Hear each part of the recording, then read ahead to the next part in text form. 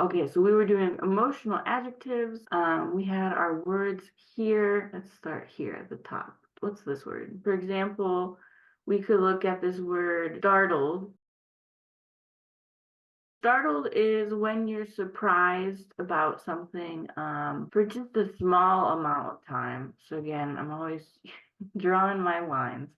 But if we think about it on a spectrum, with this being the least amount of surprise, startled is probably going to be somewhere like right here. It's a little bit of surprise. You might, gasp a little bit, but you'll move beyond it pretty quickly. It's not a lasting surprise. So it's when something happens to a person and it causes them, you could say it either causes them stress or distress. In this instance, those words mean basically the same thing. I remember when we talked about that word rattle, we looked at the pictures of the baby's rattles. So the little baby rattle, that when the baby's feeling like frustrated, so when the baby's stressed or distressed, they'll take their rattle and they'll shake it around. So in that same way, to feel rattled is to feel shaken about, stressed or distressed. Again, if we think about it on a spectrum, on a scale, if this is horrified, which is like our absolutely most intense emotion, our most intense negative emotion, rattled would probably be somewhere here in the middle. So more than startled, because, if we think of startled, we used to say, and some people still do, it's a less common way of speaking, but people could say, for example, if I was in this room here working and you came in suddenly without telling me, and I looked over and I saw you and jumped, I could say, "Oh, you gave me a start, or you startled me."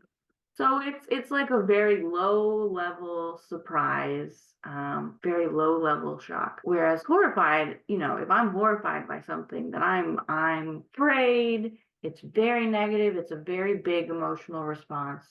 So we can think about as rattled as being right in between the two of those. So it's not as huge as horrified, but there's more negative emotion or more distress than just startled, which just lasts for a second. So you would say for you, it feels that horrified is less than panicked. So in your mind, you would put panicked here. Yeah, and it's also like with this stuff too, it's all subjective. There's no like 100% right answer. So yeah, that could be true. You could feel panicked as more intense than horrified. Perfect. What about this word here? This word right here. Apathetic. So when someone's not interested in anything, they're apathetic. Another word that we can say is they're indifferent. They just have, like you said, they just have no interest. So if you said, "Oh, Madison, what do you want for dinner?" And I said, I don't really care." And you said, "Do you want pizza? Do you want tacos?" And I said, "Whatever, you pick. Doesn't matter to me." We could say like, "I'm apathetic about the dinner choice. I don't care either way. Could be whatever. I have no opinion." They're feeling upset. They're not accepting anyone else's opinion. And then what about this word outrage?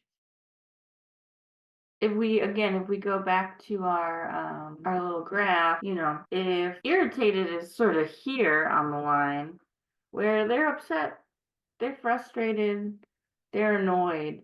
Outraged is going to be here at the end, just like the most intense feelings of anger.